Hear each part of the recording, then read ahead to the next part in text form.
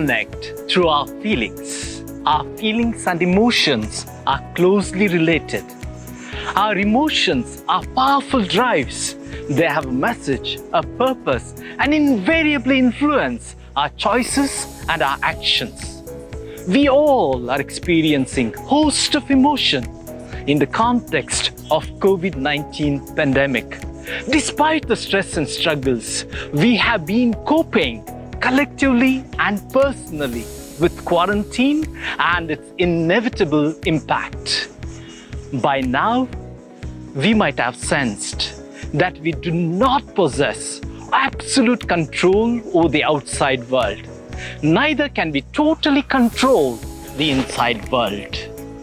But we have the potential and resources to handle the inside world, the world of our emotions. Stay tuned in as I suggest the 5 R's to unlock the world of emotions.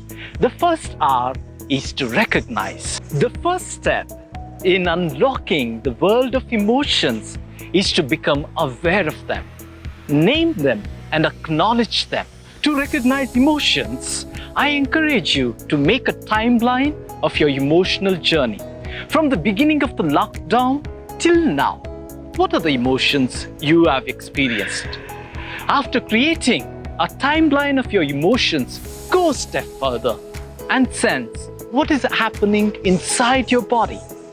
We often tend to focus on the object of our emotions, who or what made us angry, and ignore what is happening inside us. We need to become aware what happens to our body when we experience a particular emotion. For instance, anger. Where do you sense anger in your body? Do you sense your chest burning? Butterflies in your stomach? Does your heartbeat sound like heavy metal music? Does your breathing quicken? Do you sweat as if you're in a sweat lodge?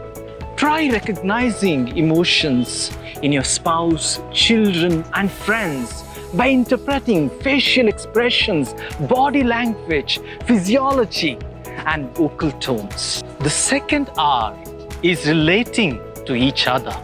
Our families are where we first feel and experience our emotions. The lockdown has given us time to be there emotionally for each other. Being emotionally present enhances families' emotional intimacy. What children remember in the end is how much time you've spent with them. Create an opening for children to share their feelings.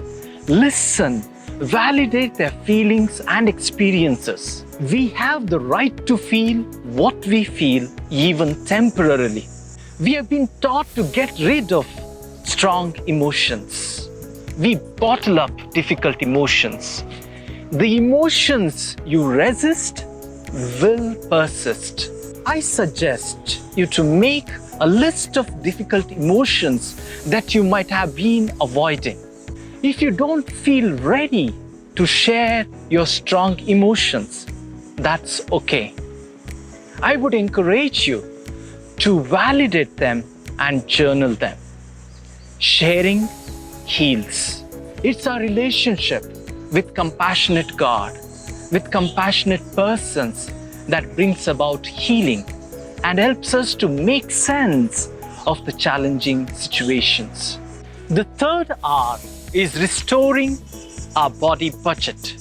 Our brain and body are deeply interconnected. The most basic thing to do during the lockdown is to keep your body budget in a good balance. By the way, what's body budget? It's how your brain budgets the energy in your body to keep you alive and well. To boost your body budget, make sure that you eat healthy, get enough exercise, and adequate sleep. A simple walk decreases rumination. Moving your body, mindful breathing, meditation, and engaging in your hobbies can boost your body budget. Research proves gratitude and giving are the best ways to boost your body energy. The fourth R is recategorizing. Recategorizing is the ability to distinguish between physical sensation and affective feelings. You recategorize when you distinguish physical sensation as discomfort and suffering as affective. For instance, in a recent interview, Mahendra Singh Dhoni said, "When I go to bat 5 to 10 deliveries, my heart rate is elevated.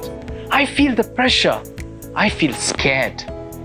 In this statement, he has deconstructed an affective feeling into a physical sensation.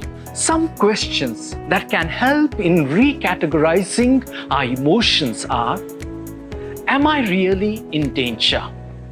Could this feeling have a purely physical cause? What is causing this emotion, and what are the consequences to self and others? If your friend were to be in a similar situation, what would you suggest? The fifth R is resilience.